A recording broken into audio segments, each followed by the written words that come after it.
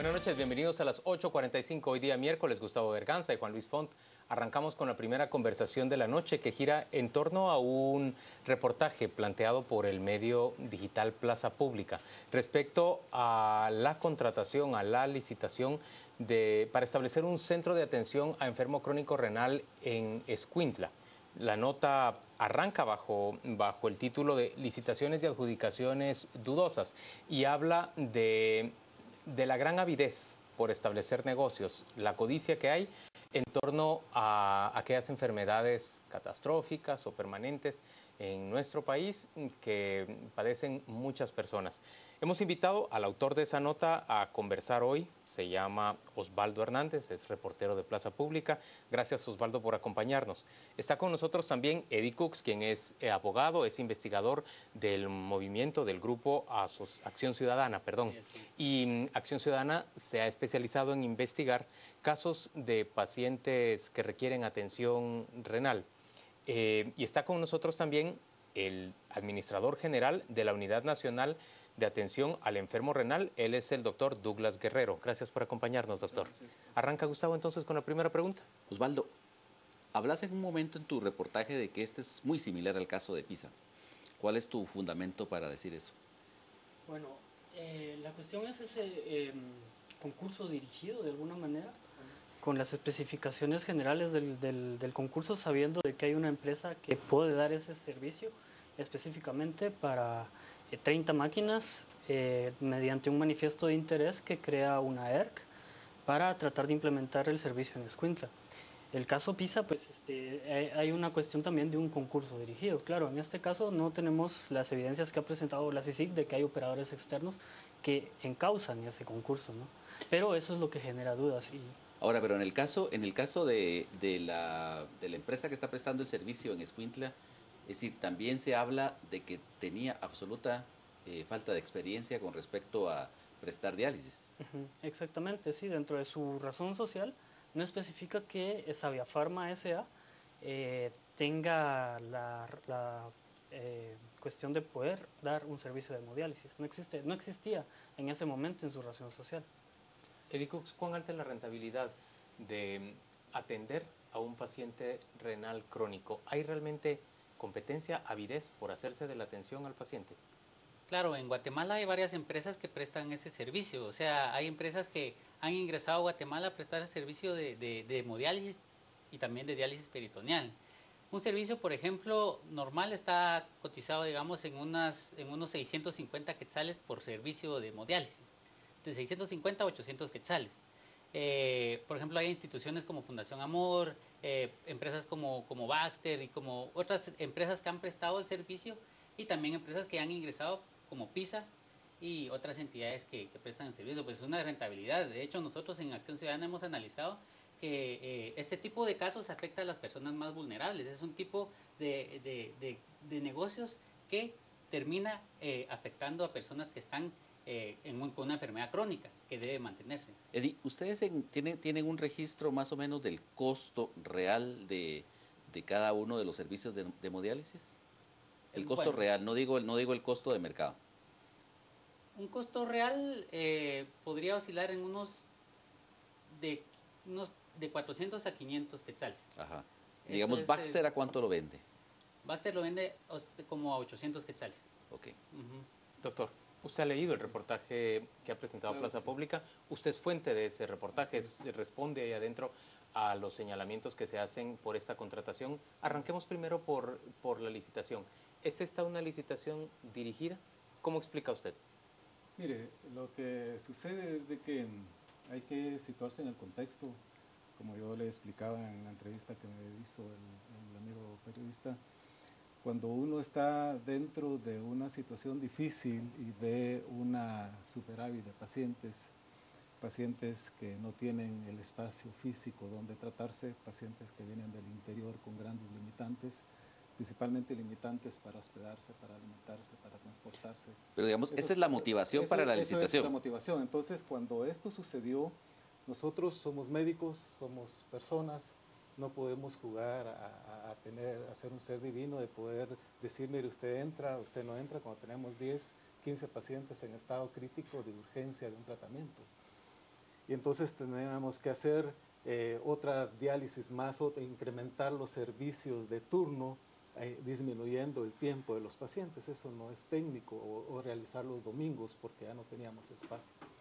Entonces nos surgía enormemente una necesidad de abrir un servicio principalmente en donde hay mayor prevalencia de pacientes, como los pacientes de la costa sur.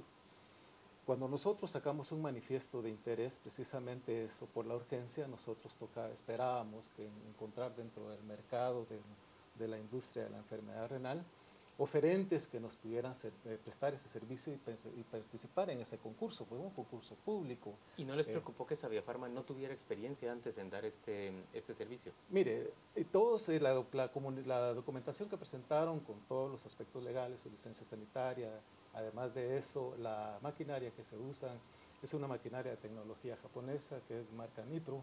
Nipro pues es una industria que está muy involucrada en varios servicios de salud y privados del país, con amplia experiencia dentro de esto. La máquina. La maquinaria y la Ahora, estructura. pero la empresa en sí, Sí. ¿tenía experiencia en No, prestar la empresa servicios era la reales? primera vez que prestaba un servicio de estos, porque nosotros, el manifiesto de interés fue para infraestructura de servicios de hemodiálisis. ¿Y no les daba a Eso era. ustedes, bueno, infraestructura, pero también contrataron los kits para Sí, atender? sí, en esta oportunidad sí, no ya posteriormente ya no se hizo el evento de licitación correspondiente. Y ¿verdad? compraron mucho más kits en realidad de lo que ustedes necesitaban, Fíjese, según la nota de Juan Plaza Luis, Pública. que eso precisamente le explicaba yo al amigo periodista, porque incluso me quedé corto, porque tuve necesidad este año de hacer compras directas, porque el evento de licitación que se realizó no alcanzó en el tiempo para terminarse los kits.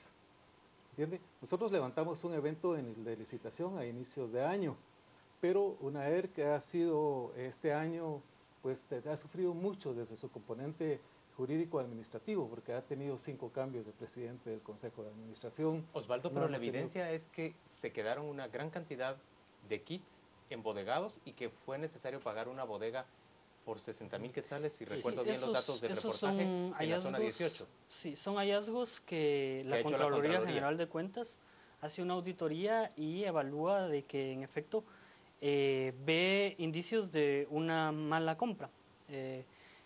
Con respecto a la cuestión de que se compraron los 14.040 kits estimados para 6.5 meses. Sin embargo, el contrato legal establecido en Guatecompras es taxativo en decir que solo va a durar 4 meses ese contrato. Entonces, esa es la preocupación real de la Contraloría, que cómo se hace una compra para 4 meses que va a durar 6 meses y medio. ¿Cómo En lo responde eso, planificación doctor? de salud, nosotros siempre dejamos un colchón para el próximo año, porque tenemos que programar hasta que termine la actividad presupuestaria, el año fiscal. Entonces, pero tenemos que dejar insumos para el próximo año. ¿Sí? ¿Por qué? Porque, por ejemplo, en el caso de UNAERC, nosotros comenzamos a recibir los primeros aportes del ministerio en los primeros 3 meses. Tenemos que tener un abastecimiento para eso. Eso lo hacemos normalmente, cualquier unidad de servicios de salud lo tiene que hacer así. Si no lo hubiésemos hecho Pero así, mire, doctor, pero ese es un kit que va a durar para un 60% más del tiempo contemplado. Es decir, es como que demasiado El margen que se colchón, deja, ¿no? el colchón. Fíjese que si hubiese sido demasiado, nosotros ahorita ya en este año, no hubiésemos tenido incluso necesidad de hacer compras directas cuando se terminaron los kits, porque no alcanzó el tiempo de licitación, que dura alrededor de 4 meses y medio. Entonces, como no alcanzó, nosotros no habíamos terminado el evento de licitación, no se había ya hecho el contrato, y previo a eso nos quedamos sin kits. Tuvimos necesidad de recurrir para salvaguardar la vida de los pacientes, porque no los podemos dejar sin tratamiento. Vamos a ver, permítame, que hay algo que yo no entiendo. Vamos a ver. Lo que sobró del año pasado, esos kits para 2 meses y medio, fueron utilizados este año, Así es. mientras se hacía un evento de licitación. Así se hace normalmente en todos los servicios de salud. Y este año, dice usted, fue necesario comprar Aparte de más eso. kits, Así aparte de es, eso. aparte de eso, por compra directa incluso, ¿verdad? Porque ya nos habíamos quedado sin Déjeme kits. preguntarle a Eddie Cooks. Eddie, ¿de dónde provienen las sospechas de que hay un negocio detrás de todo esto? Bueno, si nosotros registramos el manifiesto de interés, tiene una base legal en la que del artículo 44, su numeral 1 punto 10, en donde es un contrato por excepción y es un contrato por proveedores únicos. Entonces, desde ahí ellos fundamentan, digamos, adjudicar a una empresa. Entonces, sacan el manifiesto de interés, el procedimiento se rige por la ley de contrataciones y el reglamento. En el artículo 20 del reglamento se especifica también el procedimiento para publicar, digamos, sacar la publicación del proveedor único. En este sentido, o sea, estamos hablando de un arrendamiento de infraestructura que está fundamentado en una compra. O sea, ese artículo especifica compra de insumos y de equipo, por ejemplo. Y posteriormente, por ejemplo, en el contrato que ya Savia Pharma y la UNAER suscriben, aparece otro fundamento, aparece ya el fundamento de arrendamiento. O sea, el manifiesto de interés no tiene concordancia con esos dos fundamentos. O sea, digamos, la compra por excepción y la justificación de la compra por excepción, según tus argumentos, abarcó un ítem más, que sería el arrendamiento. Y eso es ilegal. Sí, y viceversa. O sea, ¿cómo fundamentar un arrendamiento en donde se están dando kits que son de consumo? O sea, ¿por qué no se hizo una licitación o una cotización para adquirir estos kits? O sea, solamente hacer el contrato de arrendamiento. O sea, nosotros hemos, se han interpuesto en contra de este manifiesto una serie de amparos y de aspectos puramente jurídicos a través de los órganos competentes, como lo contencioso administrativo. Ha llegado incluso a una apelación a la Corte de Constitucionalidad, donde la Corte de Constitucionalidad ha declarado legal todo este tipo de procesos, o sea, fundamentados en el contrato de alquiler al mismo tiempo que la compra de insumos. En esto porque aquí dentro de ese contexto que hubo, sí hubo un concurso público. O sea, nosotros dentro de eso, las Cortes de lo Contencioso Administrativo lo dejaron viable a los diferentes amparos que Doctor, ¿es un concurso real cuando aparece solamente un interesado? Porque era el único que había ahí en ese momento. Si hubiesen existido más, probablemente ahí se hace al mejor oferente, ¿verdad? Lo que vea. Por otro lado, Juan Luis, le quiero decir esto, eso es una buena práctica pública o privada la que está haciendo UNAER, abaratando incluso el precio del tratamiento. Porque si nosotros nos hubiésemos ido a un concurso de tratamiento integral, como bien ya lo dijo el licenciado, eso salen a más de 800 que sale la terapia. Nosotros no tenemos plata para todo esto. Ahorita nosotros la terapia nos está saliendo en 510 quetzales.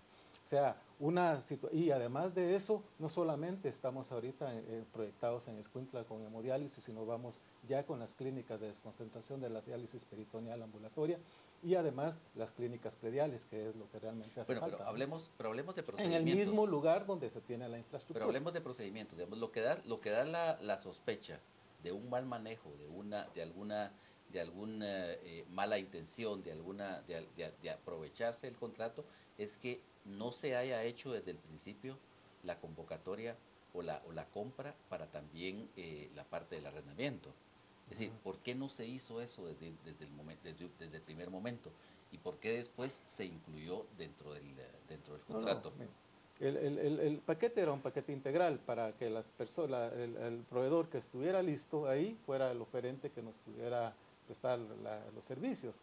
Esto fue una documentación sacada por asesoría jurídica con todas las estructuras de la ley que en este tiempo estaban vigentes y todavía siguen vigentes.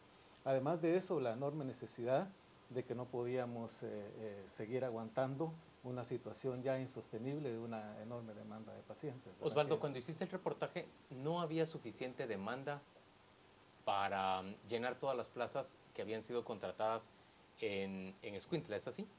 Todas las plazas... es decir, no había 180 pacientes. 180 pacientes. Esa era una de mis dudas concretas. Fue cuando hablé con el doctor. Él me dice en el reportaje de incluso transcripción literal es que no se había llegado a ese número.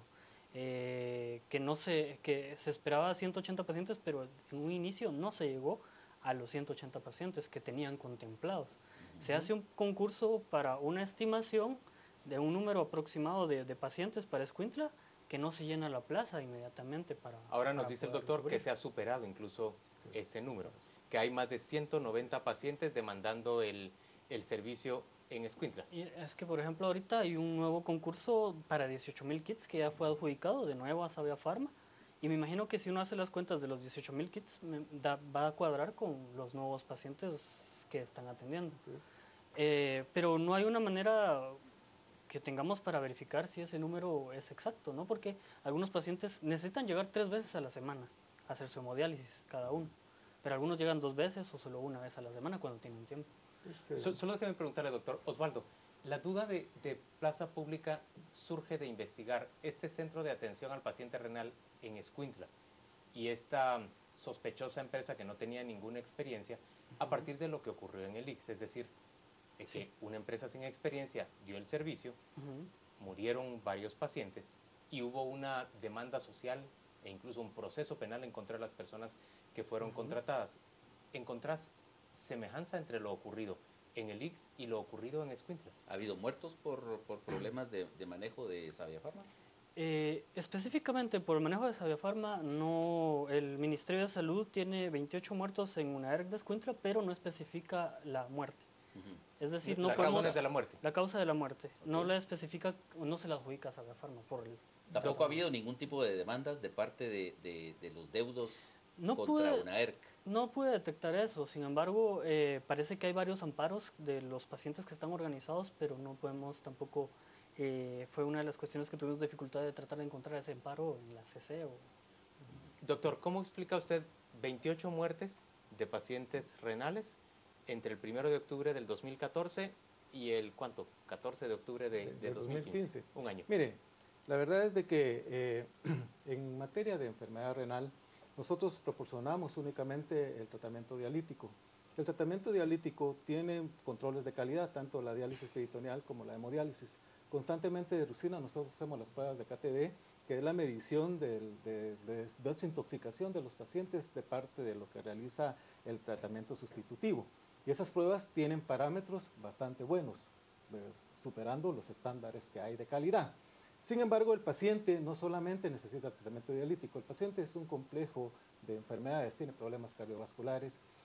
Tenemos una prueba de KTB muy buena, pero una anemia de 6. Es decir, eso técnicamente ya necesita una transfusión, no es para que el paciente esté vivo, pero así es. La chikungunya nos ha destrozado a nuestros pacientes, ha sido un terrible enemigo para nosotros. Además de eso, está la diabetes, está la misma edad. O sea, esas muertes no son atribuidas a mal manejo no, para de nada. parte de... ¿Por qué? Porque, como le digo, esos tienen pruebas de control de calidad y eso en ningún momento, es decir, en nuestro centro no se nos ha muerto nadie, pues. O sea, los pacientes salen bien estables. Solo traemos un disco donde queremos que nosotros escuchen nuestra posición, escuchen a los pacientes de Escuintla, vean nuestros servicios. Ojalá lo pudieran Usted dice que proyectar y no es para conocerlo. nada comparable la situación de los pacientes de Escuintla con la de los pacientes del ICS. No, esa es otra cosa, completamente diferente. Nosotros, ¿Y lo que ha 28 sucedido... muertes no es una alta prevalencia de muerte en un año? No.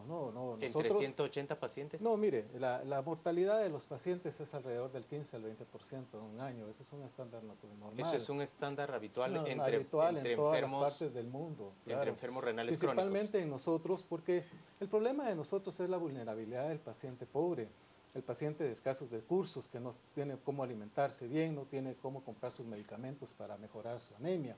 Es decir, el reto ahorita de nosotros, por eso es que los presupuestos no alcanzan, porque no basta solamente el tratamiento dialítico, al paciente hay que caerle sus complementos, porque el paciente tiene diabetes, tiene hipertensión arterial, tiene anemia, y además eso hace que el corazón se hipertrofie, comience a tener problemas cardiovasculares y de un momento a otro en su casa pues, se presenta paro. O sea, los pacientes de hemodiálisis.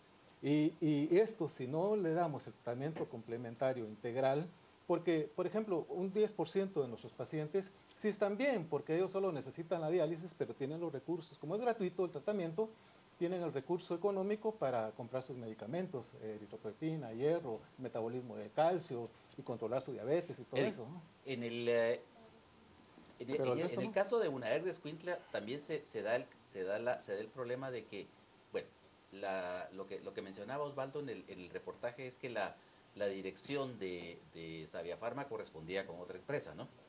Es decir, compartían la misma sede social. Luego, por otra parte, se da el caso actualmente en Escuintla de que una empleada de la otra empresa farmacéutica está manejando los equipos de Sabiafarma y además trabaja para el Ministerio De Salud. de Salud. Es decir, ¿qué ha dicho la Contraloría de eso? No ha dicho nada. Bueno, el informe de auditoría que presenta la Contraloría pues no menciona esa situación, pero sin embargo sí causa preocupación, por ejemplo, que la infraestructura esté dentro de un hospital, o sea, están subarrendando y subarrendan a la UNAERC, o sea, UNAERC resulta siendo el segundo subarrendante. O sea, ¿qué seguridad jurídica existe y qué seguridad existe para los pacientes de que se va a seguir prestando servicio en ese centro? O sea, de un momento a otro el propietario, que no se conoce quién es el propietario, puede decir, bueno, ya no quiero arrendar esta infraestructura a Savia Pharma. Entonces se quedan sin una infraestructura donde prestar el servicio. Osvaldo, ¿a qué debería prestarle atención la Autoridad de Salud Pública en materia de atención al enfermo crónico renal? Pues básicamente proteger al paciente, ¿no? Tratar de prestar un marco jurídico para que la atención a los pacientes tenga ese marco que los respalde para su atención, para sus tratamientos, ¿no? Eso es lo que debe velar. Y las auditorías de la Contraloría General de Cuentas, a mí me extraña que no hayan presentado una denuncia por estos casos, solo se queda como en un señalamiento, en una alerta, pero no pasa de ahí, ¿no? No logra frenar ese tipo de negocios. Doctor Guerrero, usted cierra esta conversación. ¿Qué les dice a ustedes la Contraloría y de qué manera los sanciona por este tipo de hallazgos que señalan tanto Eddie como Osvaldo? Fíjese que la Contraloría nos ha hecho un hallazgo, esto es público precisamente por la cantidad de kits, ¿verdad? Que en su oportunidad tuvimos... Nada más, no hay ningún por el problema del subarrendamiento para ni nada nada. por el estilo. Todo eso ya fue juzgado, revisado, contrarrevisado, nos llegan a hacer auditorías. ¿El nuevo ministro de Salud se ha acercado con ustedes? ¿Ha No, mostrado todavía algún no, interés todavía no. hacia la unidad de atención? No, esperamos que se acerque con nosotros. La verdad nos tiene que ayudar porque tenemos que pelear duro el presupuesto del año entrante. 4.000 pacientes ya, una escalada enorme. Tenemos que ver qué hacemos en materia de prevención. Sea una factura pendiente, nos estamos gastando dinero. ¿Hay una escalada de enfermos renales en Guatemala? ¿Manda? ¿Hay una escalada? Es una epidemia fuerte, Juan Luis. ¿A qué se debe esa epidemia? Fíjese, principalmente a la diabetes, a la vida sedentaria, a los malos hábitos, que son los principales causas. ¿Vida sedentaria en la costa? Por supuesto, porque... ¿Y pacientes de escasos recursos? Diabéticos de escasos recursos. Pero sedentarios, es que eso es lo que me parece... Porque realmente la situación es de que si no tiene una vida saludable, si no tiene los hábitos apropiados, si no tiene un sobrepeso, recuérdese que la pobreza incrementa la cantidad de carbohidratos, si tiene cierto grado de obesidad, pero no a base de proteínas, sino a base de carbohidratos, entonces, pero produce hipertensión y produce diabetes. O sea, que de cada 10 guatemaltecos uno está viviendo con diabetes, esto es bastante problemático. Además de esto... ¿Y la diabetes puede derivar en una afección renal crónica? Por supuesto, está la nefropatía diabética, que es lo más relevante. Entonces, nuestra mayoría de pacientes está en la edad de 45 años para arriba, o sea, son pacientes ya grandes, que es la que nos está visitando, la que nos están visitando constantemente. ¿El presupuesto en este momento de la UNAERC cuál es? Actualmente tenemos 200 millones de quetzales, por cierto que nos hacen falta 76 millones que nos den, tenemos grandes deudas, ya no tenemos para... ¿Pero 76 adicionales o se nos deben ahorita por aportar? Okay. Osvaldo, 200 millones de quetzales, ¿son muchos? ¿Son pocos? ¿Qué son en términos generales para atender al paciente renal guatemalteco? Pues es que depende de a dónde se vayan estos 200 millones, ¿no? Porque tienen una deuda de casi 100 millones, 108 millones con la Fundación Amor, que es la que tiene el convenio con UNAERC, y también tienen con las empresas farmacéuticas. Proveedores. Entonces, ¿hacia dónde? En vez de saldar esas deudas, expanden, descentralizan.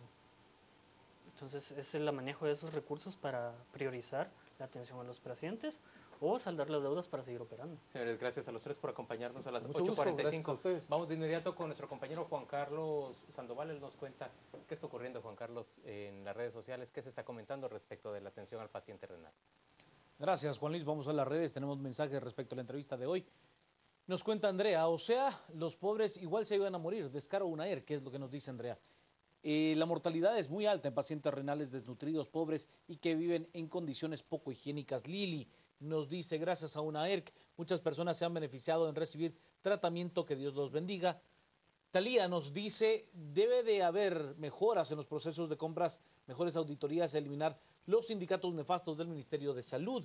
Y Ariel, difícil, vean el Ministerio de Salud Pública y Asistencia Social, cuántas familias del licenciado Alas hay en puestos de dirección, y también nos plantea denunciando y corroborar para ejecutar despido inmediato. Parte de los mensajes que tenemos esta noche a través de las redes sociales. Quédese con nosotros al regresar una entrevista más junto con Juan Luis y Gustavo acá a las 8:45.